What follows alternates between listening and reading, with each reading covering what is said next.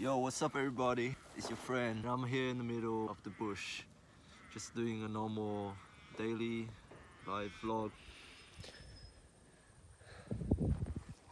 Hopefully this is no one private property, otherwise they probably have the right to shoot me right here in this spot. Man, check that out. That's the city there behind me. It's beautiful.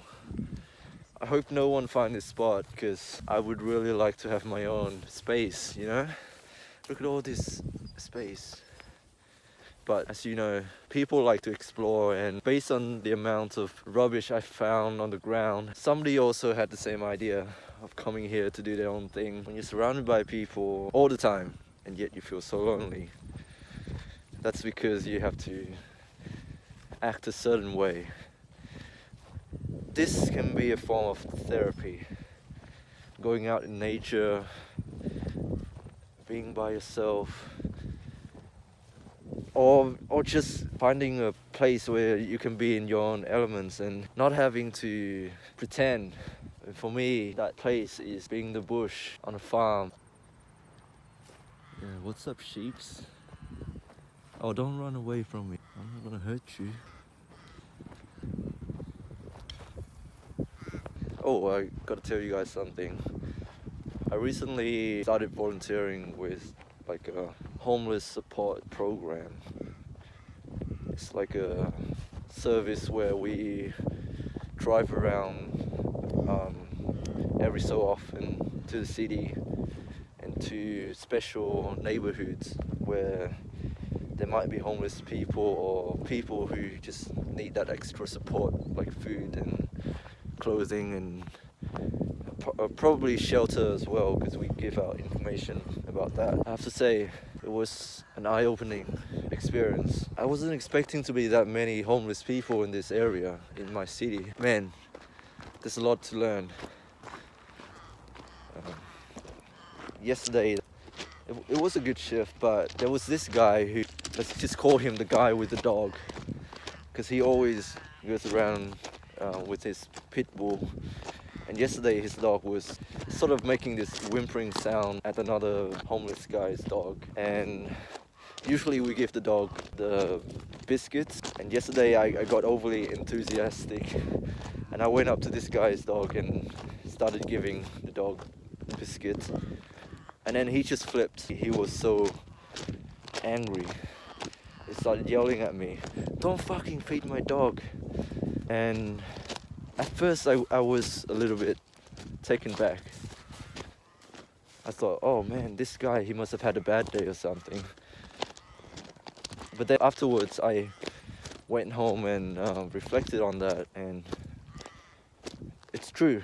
Before you give someone else's dogs a treat or feed them or touch them, you should really ask the owner first, because you don't know if the dog is dangerous or not.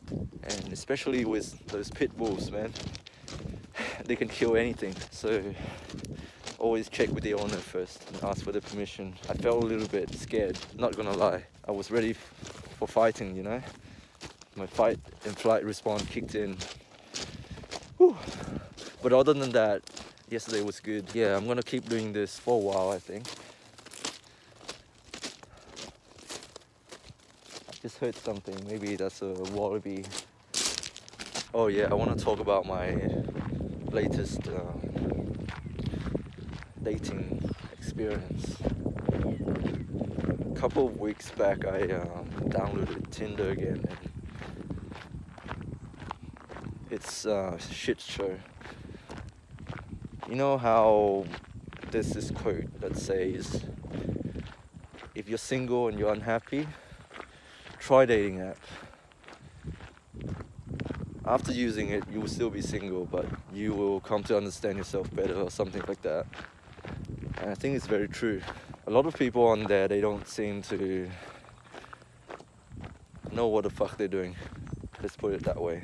Even myself, I didn't know what I was doing. That's why I went on there. I thought I wanted, you know, the typical things people associate with online dating. Meeting new people, going on dates, hopefully finding a significant other on there. I know there are success stories out there, but a lot of the time, what do you see? A lot of the time I see like single parents, and I don't know, it breaks my heart to see that families are breaking down, infidelity, typical modern human experience. I wish things were like the old days, where everything is as expected. Like you go home and you know your parents are gonna be there, they're still married, and your grandparents, they're there. You have a family to return to. Even if you've traveled abroad, traveled to the different country, doing all these interesting things with your life, at the end of the day you decided, oh, I want to go home. Well, where is home? You know?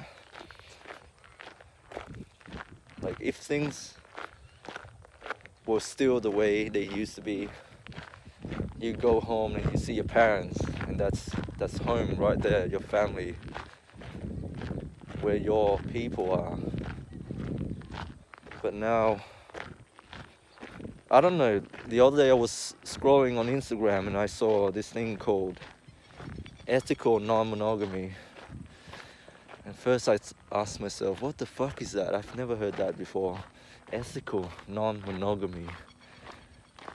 Does that imply that there's another form of non-monogamy? Like non-ethical? So I did a bit more digging. According to Google, non-ethical monogamy is like cheating. Isn't that what single people go through?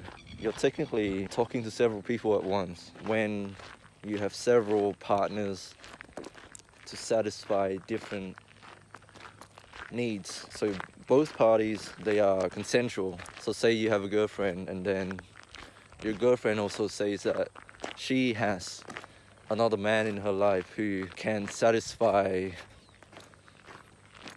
other aspects of her life that you cannot satisfy. To be in multiple relationships and all the participants are consensual. Well, then I have to ask myself, isn't that what single people go through? Because they do talk to different people all at once. Like me right now, I'm talking to girls who are not my girlfriend, my partner. They're just friends, because we play music together, we study together. Getting back to what I was saying, online dating, there's a lot of that kind on Tinder. Young girls in their teens, every single one of them almost, they put their Instagram on their bio. I'm assuming at this point, really. I don't know for sure. Maybe they're just looking for some sort of validation or recognition, because they don't get that sort of attention from their male peers in real life. Or maybe they do, but that's the only way they know of how to get validation, is by using their physical appearance, I guess, to get attention, which is fair enough. They're playing to their biology here, because we men, we are visual creatures. Now, I reckon the reason why I haven't been successful with dating is because of a lot of cognitive dissonance. I think of myself as one way, but then in reality that's not who I really want to be. And women, they're very good at sensing our emotions. It's biology. They are more emotionally intelligent than us, and when they can sense this sort of insecurity within a man, it's not a very attractive thing. In reality, I'm just very confused. And the other thing I want to say as well, when you live in a small country town like me, when there's not a lot of dating options, and if you choose online dating, you're definitely going to run into people you know and possibly want to avoid as well. I've seen my colleagues and even teachers on there, and there's a lot of cognitive dissonance. I don't know, like I feel like I know these people, but then I also don't know these people. It's just a very confusing experience for me. And also saw my ex on there and some of the girls I talked to before, people I follow on Instagram. I don't know, maybe it's just me, I'm overreacting. You've been betrayed somehow because of what you think of them in real life does not seem to add up on there. And I'm guilty of this as well, because I've used several dating apps, and on different ones I portray myself differently. I wonder how people feel about that, my colleagues, if they happen to see me on there. It's very bad for your psyche. Firstly, because when you go on there and you expect to have a connection with someone and they just don't give you any sort of response, you don't get any closure, you're left just wondering, what have I done wrong?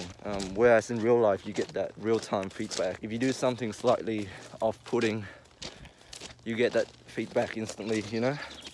And you can sort of modify your behavior a little bit. But online you just have to keep guessing, and I don't like that. So I don't think I'll be using any dating app. And the other thing as well, if you're a loser in real life, what chance have you got on online dating? If you are not confident of who you are in real life,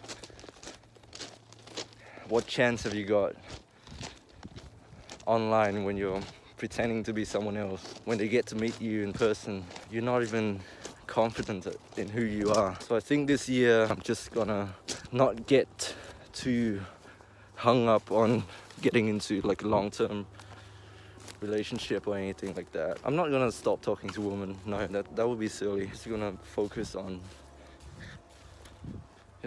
myself, I guess. Seems selfish, but no, not really. Because by focusing on myself, I'm focusing on my mission, my passion, and that is to help people. It's a very good reason to not be getting into long-term relationships at this point in time. But I have to say that saying I want to help people, that's a bit vague. That's exactly what everyone who's in the same profession as me is saying, helping people. But how are you going to help people? I want to help people who are in the same situation as me. Young men, young people in general. I wish I had that mentor growing up. A friend, a brother, an older brother who can show them the way to be a productive and happy individual who can feel fulfilled in life. Not necessarily happy, but fulfilled. Yeah, high school wasn't a good experience for me. And this year I'm gonna focus on that. I wanna make a tangible difference in someone else's life. And yeah, I think with a new job, new position that I'm about to start next week, and this volunteering, it's gonna help me get started in this journey. Yeah, but until next time, thank you for sticking around.